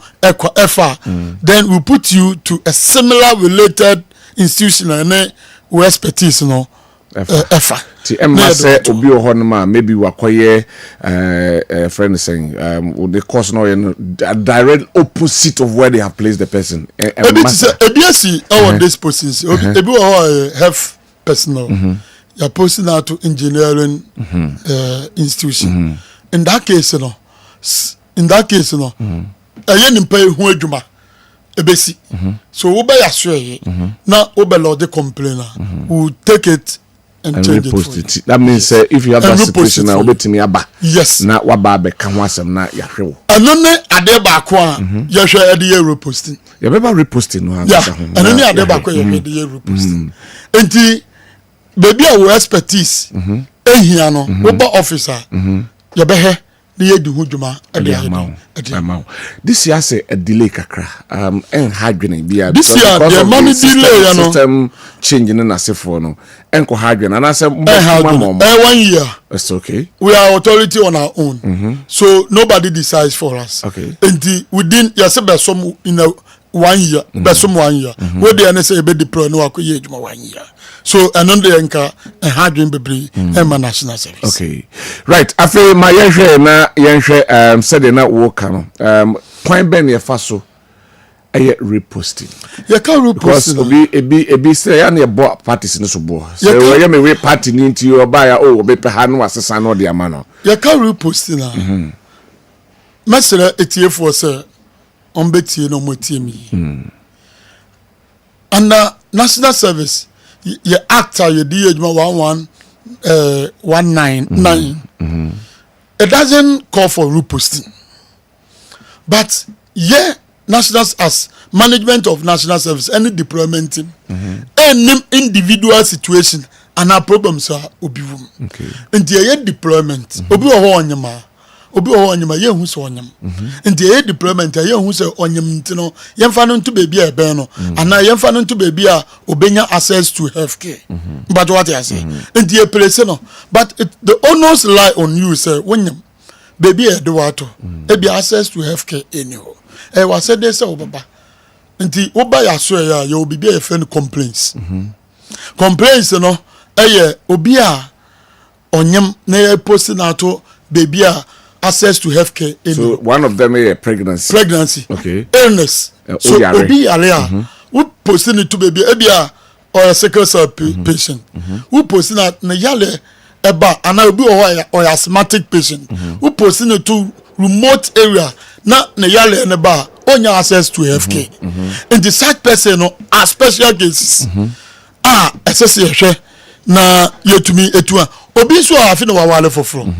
Wawale na edwa woda seshi what is seshi no ukurute kumasi abe hajone okay so if you are able to provide an evidence to that effect you better repost okay you better repost na ma okay ebio obi you are posting out to AG especially the mining companies I will not limit it to only AG yeah Oba mining companies na omuhia certain expertise to work with and to want to mean for obi a sociology enkoto and to what they do even before postings are released and it's a omoye selection process before and postings release so selection process no omoye no omo list every national service say these people ya the mark quantity mu ye hu omo area of expertise and ye hia omo ewe ya soye no ma tro omo din any omo national service number no omo dey abre ti omo no dey omo na request particular people okay and the omo request ya national service ye dey be na say omo request no ye be di so e dey aye amo right and the say bia wudi any omo list so na ye pursue eto ha oko omo for wa enye yi okay nti wo say nimpa no omo ba reject nti wo ba ye wa kwanya say ye reposting edema all right ebia Kessben media ya pursue obi ato ha mu ya nimpa 5 ya posting in pattern 5 na aka no ya je omo wa ha enye yi nti ese omo be ya so e na yetumi ya repost na de den at the mom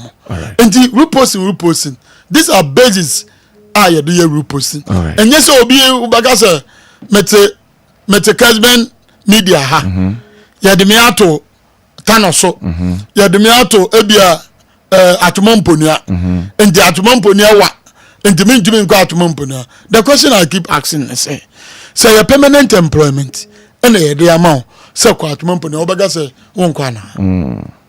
I see.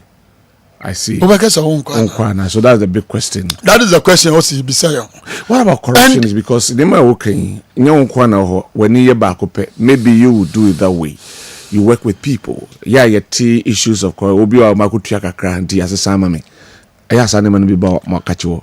That is why the biano yakase so how be na say o person national service ehwema wa but national service asue na oni ye meka if you see say legitimate na as I say yeboa wa yebeboa irrespective of whom you are yebeboa but so wo ko minimizan go for be the national service are done entrepreneurship and omode extorting sika edifri afofro and then me jina we fi de kase yi so say wo a wunnim na wo betu sika ma obi ana wo beju obi sika so wo koye special posting ana wo posting aba national akoba bi no say ebeka yensa yebema mbra ni wedi say si hobi o me say wada no ho postings entrepreneur wo jeje nkof ana golo boy e national service so we ye adwuma wo national service aso ho so we nye adwuma ho na wuni obi wo na wo jeje list adi sika every nkofo no se bedu ya so ya se menya complaints of such sort ya beton right oko greater aka ya tibi ndi asantema ebi mama so ye minya such complaints bia o masoye yenya bia ye beton na say ye be registration because of such incident ye deploy national security so omo yen hwehwemu na saafo no yentumi entiom and me san ka bio say national security for no e da so system no ma omo check and eni akwa wa ya on say wo de national service abeye wodwuma na wada no contractor wada no golo boy ajeje nkofo sika in the name of reposting and special posting no say bedu ya so ye yenya complaints ya bema mra anyway. Wow. Right, so now people have been posted. One issue I by say you do work or two baby be bosu be de oho ni allowance kakra wo say ba no emma ubi ha mo be suchire de bia ya transia bosu kakra emma sankrofo no what's our problem no? How are you addressing that? Major Konya we so na mabo me director general and then the 2 deputies abaso. The former director general Yura Felix and na pamfo mebo Major Konya we so na mabo omo ina abaso. National service allowance saying 715. And so you deploy as service personnel. Na say oh just 7 extra. But minimum amount, you budget with it, you plan with it. Even when you are posted where you don't have any help, only way be you have to plan. You plan with the small money, sika allowance, busumi biya obeji. Now we try na busumi beso. What we try say allowance, but now go according to your plan. Na allowance, how will you feel as an individual? In fact, be me yapa. You buy na national service. Assuye no ye the service personnel neka 4 months. You buy the first thing we sought to do management. I share some mobile and they say you bet you 4 months I listening. And now me no work say. Yende national service personnel biaka. Mun yo biaka. Okay. Omo mu wie ya ne yetua omo bibia enu echi ya na the last tranche September dey yetua. Okay. And the Sabra no go say our plan is that sikanisha but say balance nimpa no e dey work according to the plans a bet me aboa no ama netumi akonkan nti aye ne say yen the national service ni bia ka more than 1 month. Okay. Yen the national service ni bia ka more than 1 month. Okay. We will pay according to plan. All right. Eti yani Openi Emmanuel Regan Finn. I wish we could have gone further but on se masanya another ho we chihanumti. Maminti ufa mesanya. Yese besenya because the other issues are also ye ka ho ensem na yedi ho enkomo. Finally then abeka ansana mejao boneto for mame na fe menyao. Kakra meka no se. Adisuafo a mo wie school. Na maje penny ese mo be national service. Ye bie your portal no atum for appointment. Se bibi in a how ya post to enti no wuntumi call you we user agency and I institution there dey wato for endorsement ble asoye na yendin sawoso na how best ye betumi e dey abo rather than say ube expect say ube ko bi wa manage uska expecting that nimpa no be reposting e dey amount enti esuafo no bebre ye deploy mo nso mo ntumi be aso ye embe validation because of reposting obi entie me so we reposting and legitimate if it is not on grounds me bobo so kire o ya ye nya reposting emobia enti so wo issue come to our offices na ye hwe kwan ye be fa so na ye dey abo na ko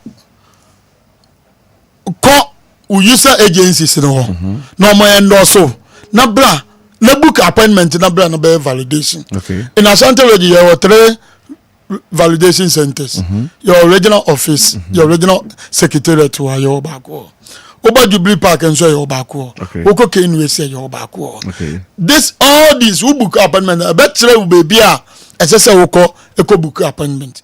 Mesre mumra book appointment na mumbra na invalidate na munko enko baby aye baby. All right. Minimum be aye posting to a class 2 and then out of suyenhu no onya aye e wo ho no eno ye entrepreneur ono atumi ye na djuma on expect so bi be fa na djuma intimate bra baby aye baby you betumi the what to go cupboard you betumi the what to DVL but Trimudenti ebia within 1 year you will not plan. And as some day woman so say enye service as usual this year. We are organizing orientation program for this year service personnel eba. So that ento se free service ni mo no. Na uwo nimdia ubetumi dia ye bibia won sabeko wa no. Enti mesere suafo ye be ya apunumato uwo issue bia bra. Na mo ye deployment so monko na munkoje nurse na mumbuka appointment na mumbra embe validation na muntumi enkwadi mudwuma meda obibia ase na nkopon ka obibia. Right, so Mr. Emmanuel Regan Finn, Ashanti Regional Director, National Service Secretariat, and out in Kane. Bese nya papa na and some be brew chiri na afwato aso penny yankopon e show. Right, so that is it. E honum na yene Mankrasu Senior High School ebeba na afe yabedi enkomo. And so na yahwe National Science and Maths quiz no ibedi enkomo e de afa ho nipa be miensa ba kon ka homra ba koma the lead we nimra no betra bra betrasi mame bra na betra so mame en kai messages no kakra bi na afi ni enkomo no na yento aso Lawrence Bacheke bucha se no asaren kantra as obeyin to station after keenly listening to the Finance Minister Honorable Otto Forson. I didn't hear any mention of the 24-hour economy in the 2026 budget. Honestly, the budget lacks believability. On the other hand, I urge all MPP delegates and Ghanaians to support Honorable Brian Champon to deliver us from evil. All right. DJ Opaidemo Kumasi Swami SC Ghanaians have regretted by voting for NDC party since they came to power. Only disgrace has come upon Ghanaians. Okay. And also Edia or the Abre. The last one, Kwabena acidity. Yesterday, a motor budget read by Finance Minister Honorable Otto Forson stated it clearly Ghana's economy is on the good ship. It's in good shape. Under current NDC government, MPP has nothing better to offer this country again. They must stay in opposition for long. Okay. One also Edia or the Abanono. Mankrasu Senior High School. Ebrana Kano Eyomodia. The headmaster, Ewaha. Is that Ibrahim, right? Yes. ana boko de Nyamiadum. empacho be microphone kakra mame so ho ye Nyamiadum. na a teacher for NS coordinator also dey near saying Ibrahim Ofori Yusuf. Ada si Ibrahim for nko na ho Ibrahim Ofori Yusuf and a leads a friend saying contestant at the mama cuz what dey saying Abubila Hebet at the win so at the win for you ma being power meaning back could be one more being brutal and my main call mom was one mpacho mo tra mic na chi mama na me musa mo one or two things. There's a lady among the gentlemen na me musa no aba you say Nsia for you are blessed. Blessed. Now so kunto kwa ni bio. Ena Manu Augustine na yari Manu Augustine. Right, ma me shase for free head ho na membra me ba be di nkomo. But me musa Mr. Ibrahim say how was it? How did you plan? And I say be to kwem in the blues. Ye ko so bi ahwe na ye na Maakye could do semi-finals. I'm a cheer kwem. I'm a two kwem. The journey started in 2019. 6 years down. Yes. Why? Then I'm here. It's 30. For instance, now we work KSTS. Okay. 9 years ago, we qualified to the semi-finals, the same stage. Oh, KSTS. Yes. Okay. As I started master, so we call Bankranso. I had that dream, and then, fortunately for me, a coordinator or her, but we also about Team 2019. Okay. Same thing. And also they also had that same dream. Inti na yo other teacher Farouk. To almost 30 years. And that's another coordinator. Until you start here, it wasn't easy. Until 2022, and a breakthrough now. Yet me qualify here. They qualify call national level. Okay. Unfortunately, we were beaten by the Tamasco by 4 points. Tientman qualifying. Tienya students be are the first time they qualify here to national level. So all of them decided to come on board. Okay, but I'm okay in UST, as you say, more final year. They all sacrificed, they were with their students. The science lab at China, and then we have this dedicated staff, teachers, coordinator, no other country, very committed. So we also had to do the little we have financially, support. So the following year, that was last year, they qualified for national level again. We went there, their target was CBCDA, you do quarterfinals. Unfortunately, also we were beaten, and also by 3 points. Until decided that this year they were going all out. Fortunately, Herbert contested last year. Until Obano were experienced no how. Okay. Until the team decided to help. In fact, the journey wasn't easy. They call Western region. They call a contest or could meet a lot of schools. Could be there 4 days in the Western region. There's some could be a contest to her. Yeah, try. Okay. Teachers know. Sometimes I'm over just a day because when you qualify your name now, sometimes we share contest, try contest, on person to become home. Until say when you know. Did this year we were there? If you are just a day, no my friends say contest or her. Why prepared or when you're prepared, you have to go. You have to go. So the students have sacrificed. All right. On one breaky, once a transition school, the double track. But Tembia Makwan school. Yes, wow. Teachers not sacrifice you. Your children, parents are more. They were blessed because Oba Musa. It means your children dear qua. Tembia Metnefina. While we see time send Colaboni Semono. Yeah. Very disciplined. Yeah, catch them. Coordinators no. I drove my heart for them. All right. Because very disciplined. They are on Colams and now we are 9. Two of them, because of disciplinary, you hunt.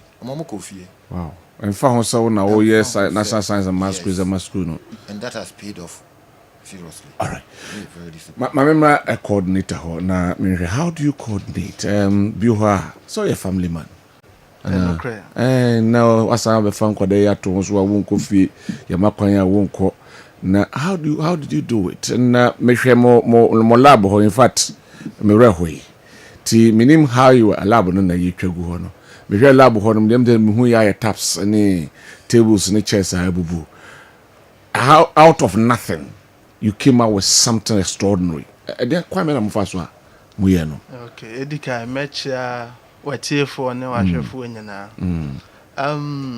say the ba metri mu a ma manage quiz no ho nyina ye asem bi a esi brana me national service or Aztec Aguna Senior High Technical School na me wo neighbor bi a ne ba ebobo me wo adeyom na medwen ho say oya me papa sa na de na me so metimi ayama no okay nti no JHS3 na me say me kire no maths and science na me kai say na me kire no linear equations maths and also a topic bi a fopa and so na abaya ne hu so kra nti duru time bi no me bufu say ade fufufu e me no examples be say 10 still hu so nti me jai na me ti hodi na o say o ye nto aso ade obo afu ana mankasa na o say ade ma bon dodo ana ana bufu nti me ka papa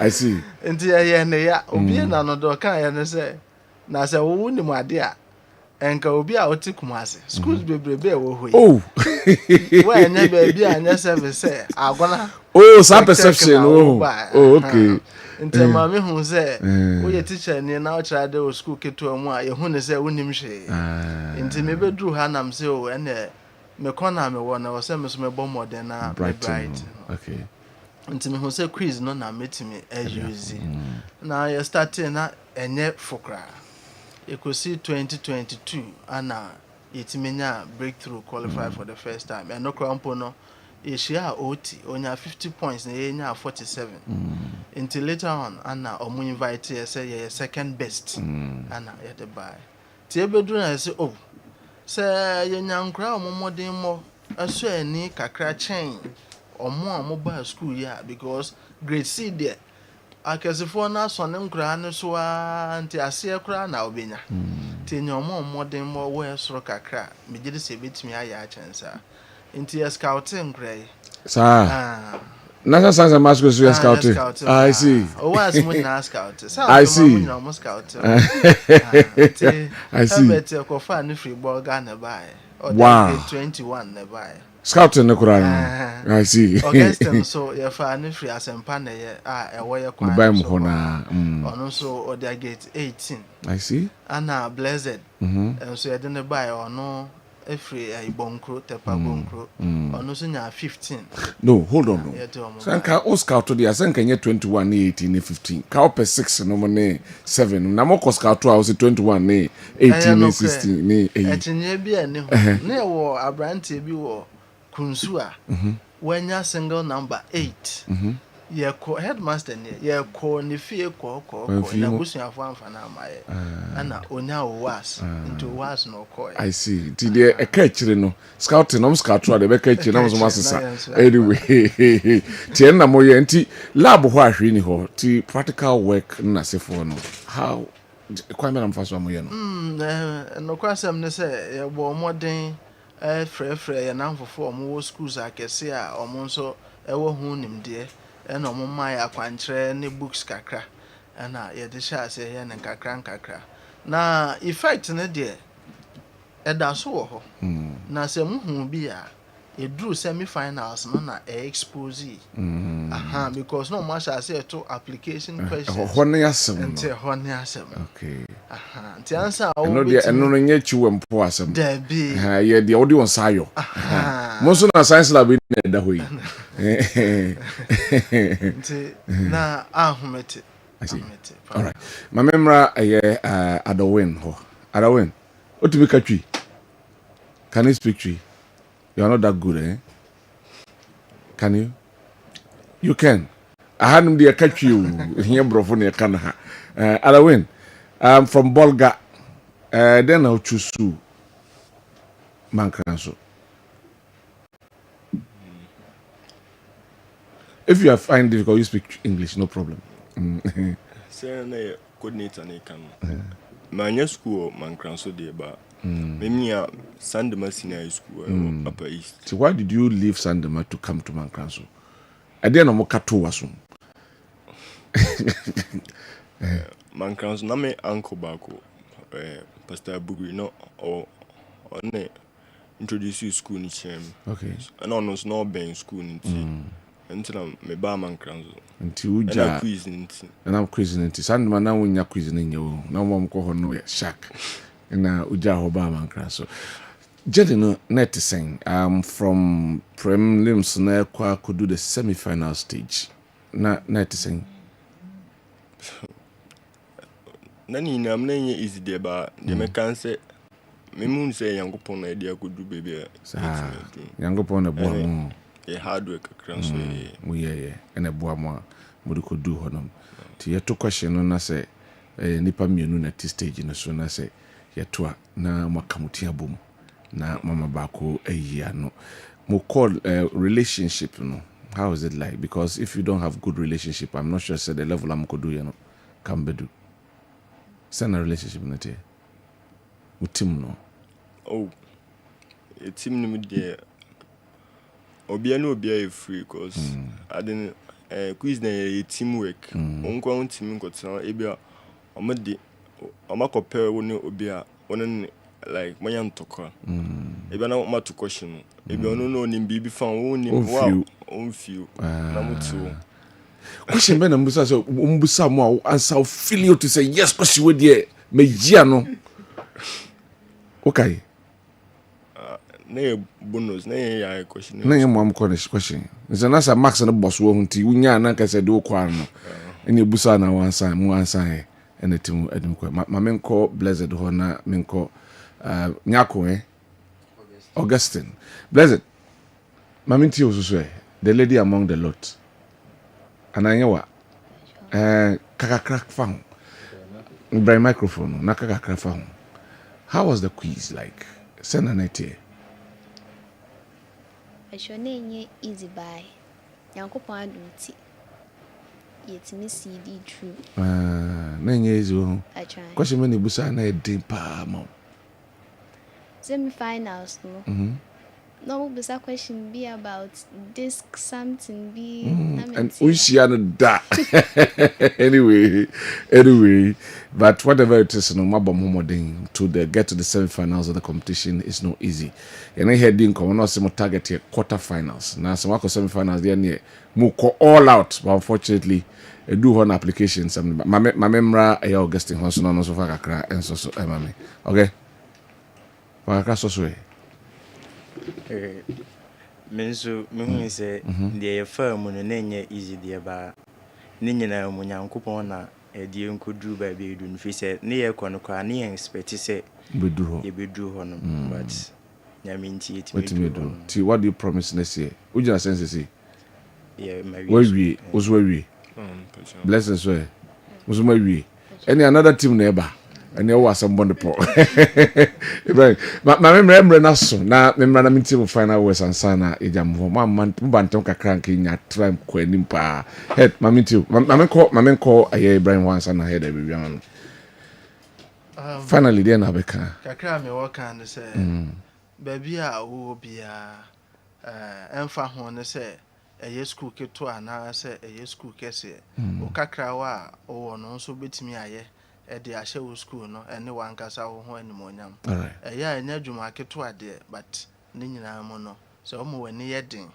na say oyere ho de a obenya good results nti me ka mo bia otie bia tia say oye dwumaden a na nyame boade a ene obenya so mfa so ma memra eye adawe ho dey na person in future medical doctor Augustine, where are they? Engineer. Now blessings where are they? Blessed where are they? Engineering. Hey, you. Remember head when I offer last one and toss head. Yo, me da si bebre. I say akonya ye nya de. Enipa bebre, ya ba na magie efeso. Omaboa ye so pa nti say in fact me appreciate o makakra. Na edi kan ye district chief executive. Oye arrangement ye ba no motorcade be share yo anwan kwanta. Edi ya so full akosi mankranso. Wow. Enye small reception cry. Wow. I'm presidential treat. Omujina ne kem 4x4 wow. Kusa. Na wevu. Wow. Number 4 year. Ye call ye mankranso hene. Na mankranso ye kono. Ye ko na ni mo boa ye.